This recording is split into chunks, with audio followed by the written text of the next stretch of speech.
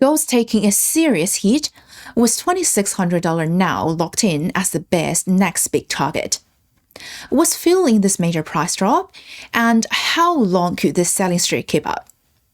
Get the inside scoop in this episode of As Good as Gold. Greetings, fellow traders. I'm Dylan, a research strategist at Pepperstone, presenting the latest weekly update on As Good as Gold. Over the past week, gold bears have really taken control, and the selling pressure is quite obvious. In the short term, institutional sell-offs and the stronger dollar have been putting a lot of pressure on gold. On top of that, the slowdown in central bank gold purchases is limiting gold's upside potential. I still think the structure of Congress is something to keep an eye on, and this week's US CPI and retail sales number could add some volatility to gold prices. So in today's video, I'll kick things off with a technical analysis as usual, then dive into the reasons behind the strong bearish trend, and finally share my thoughts on where gold might be headed. Let's jump right in. Looking at the gold against US dollar daily chart, even though bulls tried to push prices back to $2,700 the day after the election results came out, they couldn't really turn the downtrend around. Last Friday, the price confirmed it had broken below the upward trend line since August and closed under $26.85.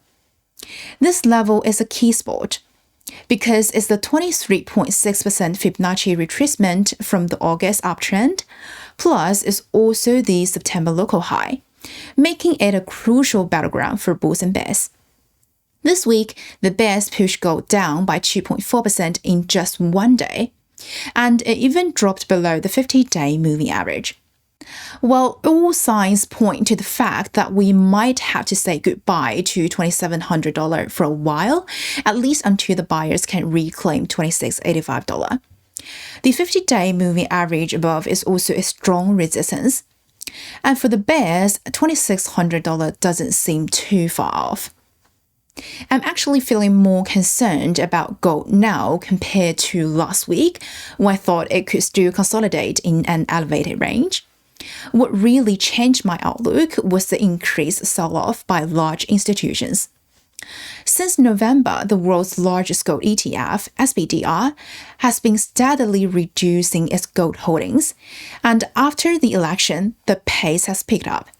Plus, with gold breaking below key support levels, a lot of trend following and, momentum funds have been unloading the positions, making it quite tough to go long in the short term. Also, Trump bringing trade protectionist Robert Lighthizer back as U.S. trade representative has added to market bets on stronger tariffs, higher dollar demand, and rising inflation as well.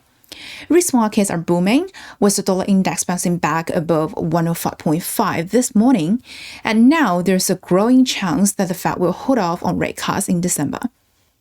In this chart, the blue line shows the dollar index and the purple line shows gold prices. We can clearly see that for the first time in months, the strengthening dollar is pulling gold down. At the same time, with gold prices having risen so much, central bank purchases, which has been a huge driver for gold, is slowing down. According to the World Gold Council, global central bank net gold purchases in Q3 dropped as much as 49% year-on-year. The People's Bank of China has paused its gold buying for 6 straight months and clearly focusing on other priorities. With this happening, it's going to be harder for gold to rise further. So all in all, the market narrative has shifted from risk-off and hedging uncertainty to a more dominant America-first view. With institutions selling, the dollar strengthening, and the central bank slowing gold purchases, I'm personally not too optimistic about gold's short-term outlook. That said, the worsening US debt situation and potential impacts from immigration policies on the job market could potentially give gold some support in the medium to long term.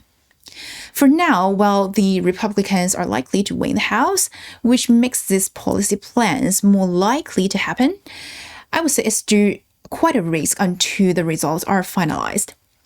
Looking ahead for the rest of the week, tomorrow's US October CPI and Friday's retail sales data are key. The consensus is that core CPI will remain flat with a 0.3% month-on-month increase, while retail sales are expected to cool slightly from 0.4% in September to 0.3%. Since the Fed is hinting at slowing the pace of rate cuts, I think the market will react more to data that beats expectations.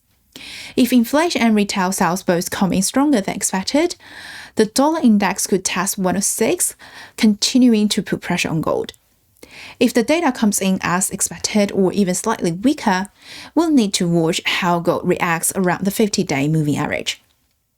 So that's pretty much all for this week. If this video was helpful, don't forget to subscribe, like, and spread the love. If you have any ideas on how the upcoming data and events might impact gold trading, drop a comment below and let's discuss. Stay tuned with Pepperstone for more insights and updates. And until then, happy trading!